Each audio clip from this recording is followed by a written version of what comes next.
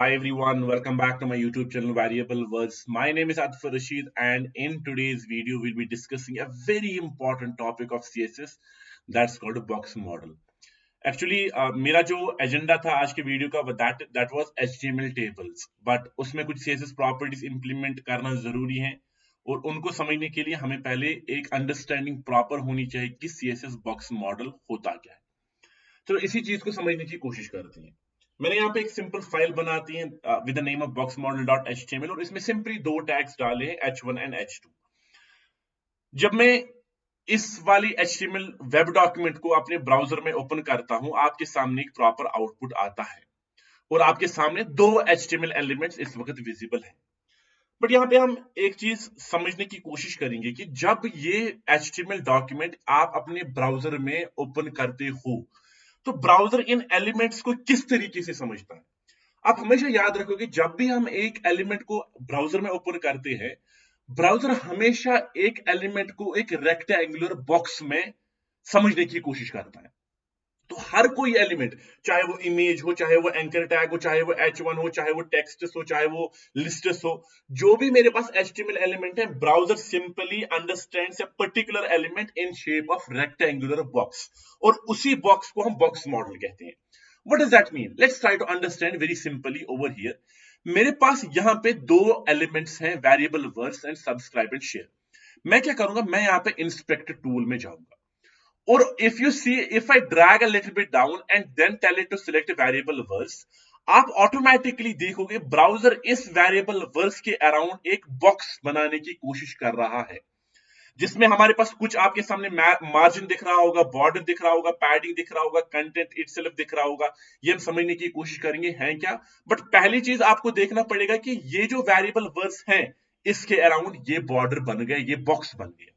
On the same time, if I select this share and subscribe, उसके सामने भी same box है with different values, but the main important thing is properties same है, margin, border, padding। और अगर आप जितने भी एलिमेंट्स बनाओगे हर किसी के अराउंड जो मेरा ब्राउजर है वो एक बॉक्स रेक्टेंगुलर बनाने की ही कोशिश करेगा और बना के ही रखेगा और उसी रेक्टेंगुलर बॉक्स को हम बॉक्स मॉडल कहते हैं। तो मेरा जो ब्राउजर है, जब ये रेक्टेंगुलर बॉक्स बनाता है, ये ऑटोमेटिकली इसके साथ कुछ प्रॉपर्टीज को एसोसिएट करता है। Those properties are height, width. So if I talk about those properties are height, width, and then over there this padding, what this padding is we will see। उसके बाद मेरे पास border, what this border is we will see। और मेरे पास margin, ये margin क्या है क्या नहीं है वो भी हम देखेंगे। हाइट एंड विड्थ जो है वो एलिमेंट पे खुद डिपेंड करता है। जो एलिमेंट है उसका कंटेंट कितना है वो अपने आप में क्या है उसी पे डिपेंड करता है कि उसकी हाइट क्या होगी, उसकी विड्थ क्या होगी। But the point over here is when we talk about padding, border and margin, this actually entirely designs what my rectangular box is going to be about। जो मेरा बॉक्स मॉडल है उसमें जो प्रॉपर्टीज है वो क्या है। सबसे पहले हम बेसिक प्रॉपर्टी समझेंगे जिससे हमें सबका आइडिया मिल जाएगा और वो प्रॉपर्टी एक्चुअली क्या है। वो प्रॉपर्टी है मेरे पास बॉर्डर। हर किसी एलिमेंट आपके सामने है, उसके अराउंड आप एक बॉर्डर बना सकते हो। कैसे बनाएंगे, लेट्स सी दैट।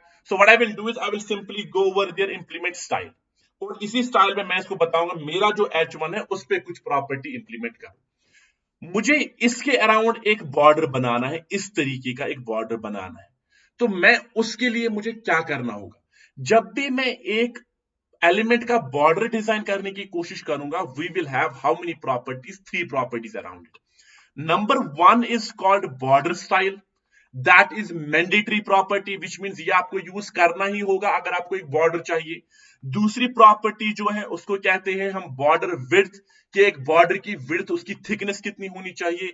तीसरी जो प्रॉपर्टी है उसका हमें नाम है border colour over their.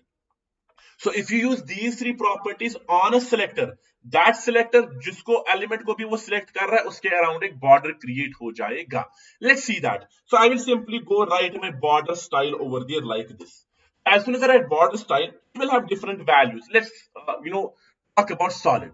What does solid over here mean? If you see, as soon as I did solid, इस वेरिएबल वर्स के अराउंड एक ब्लैक बॉर्डर क्रिएट हुआ। सॉलिड का मतलब है ये जो बॉर्डर है ये किसी भी साइड से ओपन नहीं होगा, इट विल बी क्लोज्ड। तो आप कहीं से भी इसकी ओपनिंग नहीं देख पा रहे हो। What are the other values that we can have dotted. ये जो बॉर्डर है ये डॉटेड होना चाहिए and you can clearly see it is dotted right now even if I try to zoom it a little bit. आप देख रहे होंगे dotted. What another can be dashed, कि यही जो बॉर्डर ये डैशड होना चाहिए। व्हाट अनदर, यही जो मेरे पास बॉर्डर है ये डबल होना चाहिए। You can have lot of other values to it and you can see double border यहाँ पे मेरे पास बन गया if I try to zoom it a little bit more over here. तो जो भी आपको वैल्यू यूज करना है आप कर सकते हो, it's completely up to you. Mostly हम कौन सा वैल्यू यूज करते हैं, we use over there solid. But remember border style property that I have over there, it is very mandatory. What is the other property? I can simply write my border width over there. Now let's suppose my border width over there is going to be 3 pixel. Of course it will make 3 pixel over there, the border, you can see that. Let's make it solid and it might be proper visible now. If I make it over there instead of 3 7 pixel, you will be able to see 7 pixel mera border ban gaya. What another property that we have? It's called border color over there. Let's make it red. You can see border color is red. Now, if I remove border style property over there, doesn't matter what border width and what border color you have selected, आपके पास border आएगा ही नहीं। तो जब तक ना border style होगा आपके पास एक बॉर्डर इंप्लीमेंट नहीं होगा। दैट्स व्हाई आई सेड ये जो प्रॉपर्टी मेरे पास है इट इज मैंडेटरी। तो अब मेरे पास ये 3 प्रॉपर्टीज है ना, बॉर्डर स्टाइल है, बॉर्डर विड्थ है, बॉर्डर कलर है। इन तीनों को एक साथ मिला के एक और प्रॉपर्टी बनती है, that's called border. So if I have to make you understand what border property is, instead of writing border style, border width and border color, 3 separate properties, हम उनको तीनों को एक साथ लिख सकते हैं। जो मेरे पास border color है, फिर मेरे पास जो border style है और उसके बाद जो proper border width है, इन तीनों को स्पेस डाल के मैं एक ही प्रॉपर्टी के सामने लिख सकता हूं। So we can say this border is shorthand property of these 3 properties combined together. इनको हम शॉर्ट हैंड प्रॉपर्टीज कहते हैं। अब ऐसा भी नहीं है कि आप यही ऑर्डर फॉलो करोगे, नहीं, आप पहले बॉर्डर स्टाइल लिख सकते हो, फिर कलर, फिर विड्थ, या पहले width and whatever the combination you want. तो इसी चीज को मैं यहां पे इंप्लीमेंट करने की कोशिश करता हूं। कहां पे? दूसरा जो मेरा H1 टैग है उस पे इंप्लीमेंट करने की कोशिश करता हूं। Now if I simply implement H2 tag and then for this, instead of using these 3 properties separately, I can simply add solid and then over there 3 pixel and then over there simply blue. इन्हीं 3 properties को मिला के एक ही property बनी and that's why you will very often see ये property हमेशा हम यूज करते हैं instead of using them separately. हाँ, अगर मेरे पास मुझे कलर ब्लैक ही रखना होगा जो डिफॉल्ट कलर एक बॉडी का है, बॉर्डर का है, तो मैं यहाँ पे ब्लू नहीं लिखूंगा, ये चलेगा? हाँ, द आंसर इज ये चलेगा। भाई आप इसके सामने एक ही वैल्यू क्यों ना लिखो, इसके सामने 2 वैल्यूज क्यों ना लिखो, 3 वैल्यूज लिखो, तो ये ऑटोमेटिकली चलेगा, किसी भी कॉम्बिनेशन में चलेगा ये प्रॉपर्टी जो मेरे पास है। Let's keep it below. Now if you see when I implemented border on H2 और border on H1, we all can agree actually ये जो मेरे पास एलिमेंट है ये एक रेक्टेंगुलर बॉक्स है।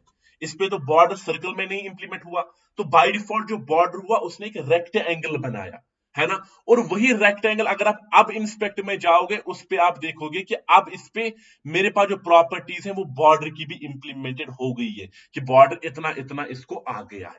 तो मेरे पास वही कंसेप्ट है बॉक्स मॉडल का कि कोई भी एलिमेंट जब मैं एक HTML फाइल में बनाऊंगा, जब वो ब्राउजर में ओपन होगा, ब्राउजर उसको एक रेक्टेंगुलर बॉक्स में कन्वर्ट करेगा और समझेगा एक रेक्टेंगुलर बॉक्स में ही, जिसके साथ कुछ प्रॉपर्टीज हैं। और जो पहली प्रॉपर्टी है वो हमने देखी, वो है हमारे पास बॉर्डर। अब दूसरी प्रॉपर्टी हम समझते हैं। दूसरी प्रॉपर्टी ये हो सकती है कि मुझे इस बॉर्डर और इस कंटेंट के बीच में स्पेस को इंक्रीज करना होगा।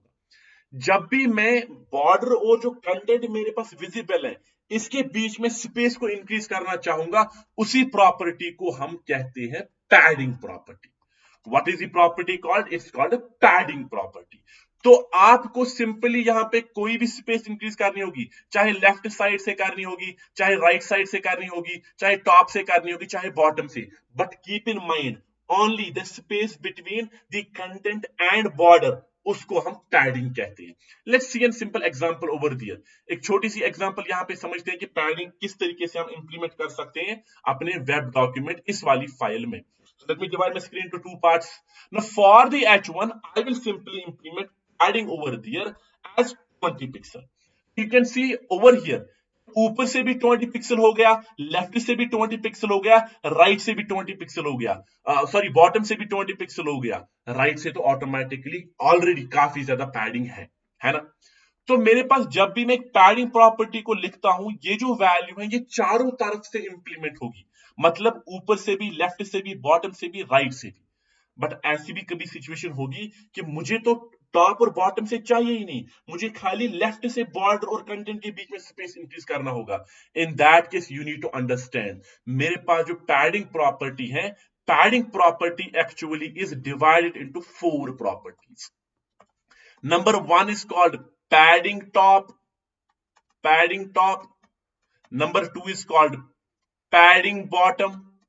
Number three is called padding left. Number 4 is called padding right. So ये 4 डिफरेंट प्रॉपर्टीज हैं। जब भी आपको डिफरेंट वैल्यू चाहिए होंगे चारों साइड से, आप उनको इंप्लीमेंट कर सकते हो। For example over here for H2 I will simply implement padding left.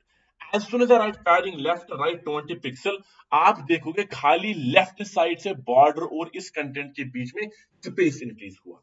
In a similar वे अगर मैं यहां पे जाऊंगा, मैं यहां पे लिखूंगा पैडिंग टॉप ओवर दियर, और जब मैं पैडिंग टॉप को करूंगा लेट्स सपोज 30 पिक्सल, खाली टॉप से अब पैडिंग इंक्रीज हो गई between border and the content. In similar way, if I write padding bottom over there, let's suppose 10 pixel, automatically bottom side से भी कंटेंट ओवर बॉर्डर के बीच में स्पेस इंक्रीज होगी। और इन सिमिलर वे आप पैडिंग राइट भी लिख सकते हो, बट ऑलरेडी राइट साइड से काफी पैडिंग है तो आप इसको ज्यादा इंप्लीमेंट नहीं करते हो। बट ये जब भी मुझे 4 प्रॉपर्टीज इंप्लीमेंट करनी होंगी, तो थोड़ी मैं 4 प्रॉपर्टीज को इस तरीके से सेपरेटली लिखूंगा। मेरे पास एक बेटर वे होना चाहिए ना, जहां पे मैं एक ही प्रॉपर्टी के अंदर इन चारों की 4 प्रॉपर्टीज को लिखूंगा। For example I will simply go over the create an HT tag in which I will write my name, that's Adfar Rashid over there. Now Adfar Rashid is here, I will try to design it. So let me simply go over there and write H3 over there, और इसी H3 को मैं सबसे पहले दूंगा let's suppose border, that is 2 pixel over there, then solid, and then let's suppose it is red over here। Automatically देखोगे मेरे पास इसका बॉर्डर आ गया। अब अगर मैं पैडिंग को लिखूंगा यहां पे 20 पिक्सल, इसका मतलब है जब एक ही वैल्यू पैडिंग के सामने होगा चारों तरफ से 20 पिक्सल होगा। बट इसके और भी कॉम्बिनेशंस हैं, इसके 4 पॉसिबल कॉम्बिनेशंस हैं। Number 1 possible combination of padding is I will write simply padding and then I will simply implement a value, single value in front of it, let's suppose 20 pixel. This means implement on all 4 sides. अगर मेरे पास दूसरा इस तरीके का होगा कि मैं लिखूंगा padding, let's suppose I will right in front of it 2 values 20 pixel and 30 pixel whatever. तो पहला जो 20 पिक्सल है ये टॉप और बॉटम को इंप्लीमेंट होगा, 30 पिक्सल लेफ्ट एंड राइट को इंप्लीमेंट होगा। चलो इसी को देखते हैं। तो मैं यहां पे दूसरा वैल्यू भी इसको यहां पे लिखूंगा, आई will simply write 30 pixel. Now you can see something happened. Let's see what. If I make this 20 over there, let's suppose 40, you will be able to see खाली top और bottom से padding increase हो गई। अगर मैं यहां पे 30 को instead of 30 let me make it 10, you will see left side से और right side से padding increase हो गई। That's why I said पहला जो वैल्यू होगा, जब आपके पैडिंग के सामने 2 ही वैल्यूज इन्वॉल्व होंगे, एक वैल्यू 2 वैल्यू, पहला टॉप और बॉटम को दिया जाएगा, दूसरा जो है लेफ्ट और राइट को दिया जाएगा।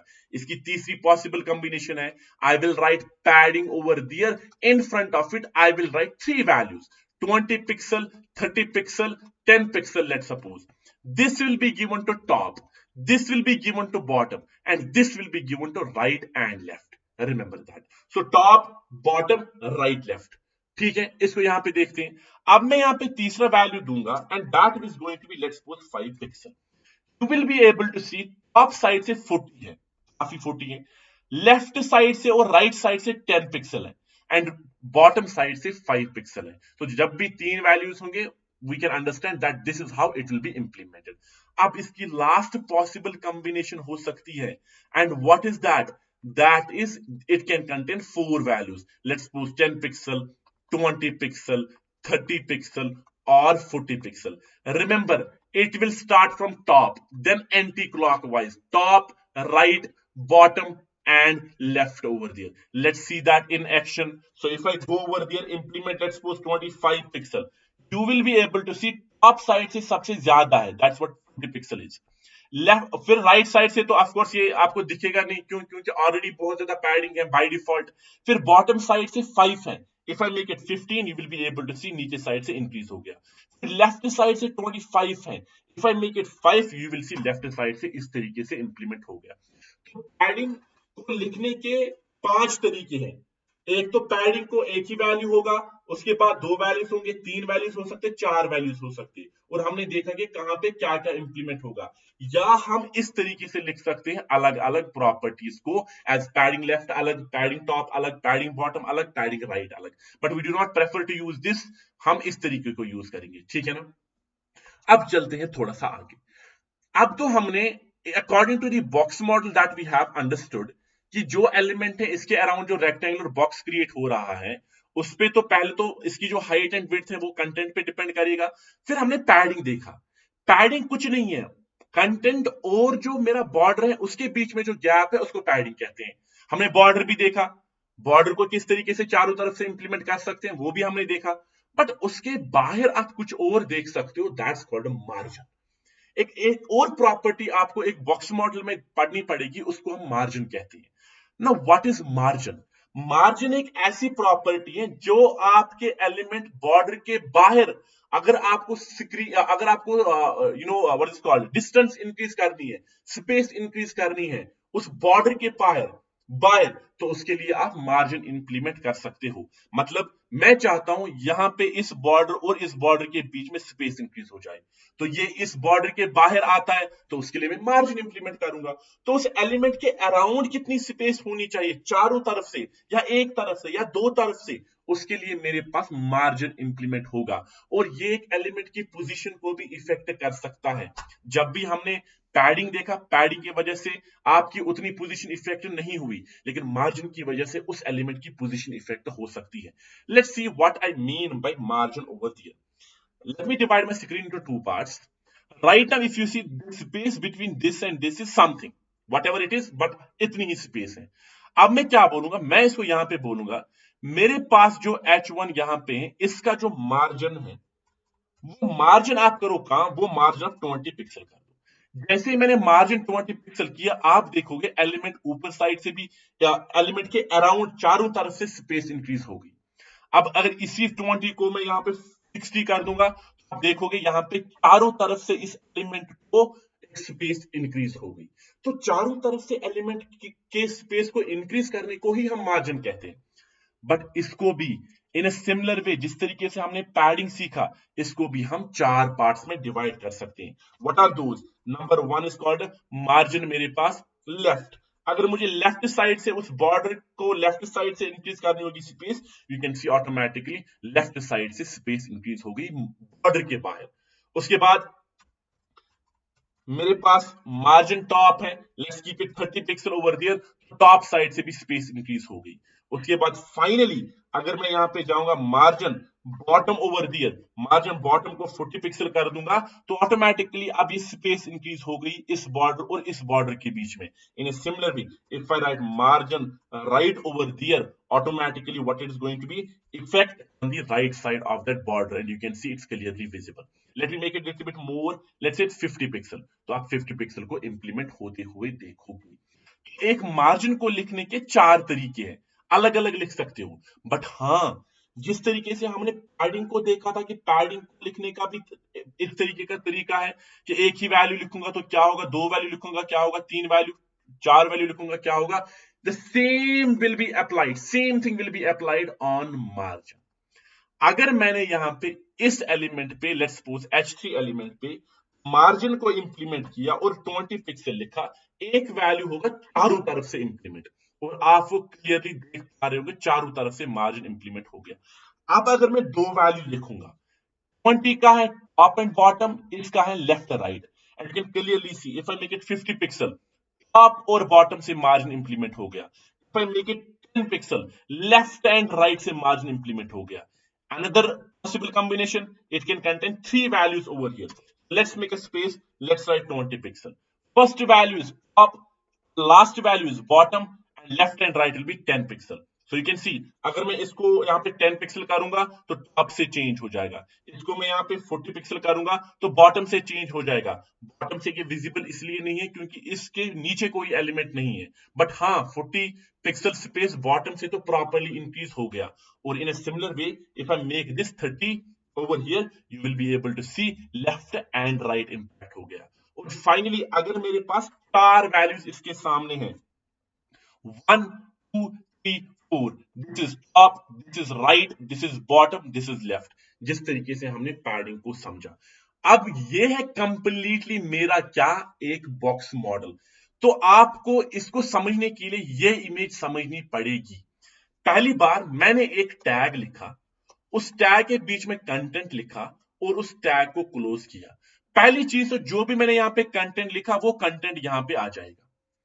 और कंटेंट के अगर आप बाहर देखो, ये जो ग्रीन वाला पोर्शन है इसको हम बॉर्डर कहते हैं, और इसके लिए हमने प्रॉपर्टीज भी देखी किस तरीके से बॉर्डर बना सकते हैं। और बॉर्डर और कंटेंट के बीच में जो स्पेस है उसको हम पैडिंग कहते हैं। और फिर बॉर्डर के अराउंड अगर मुझे कुछ स्पेस चाहिए उसको हम मार्जिन कहते हैं।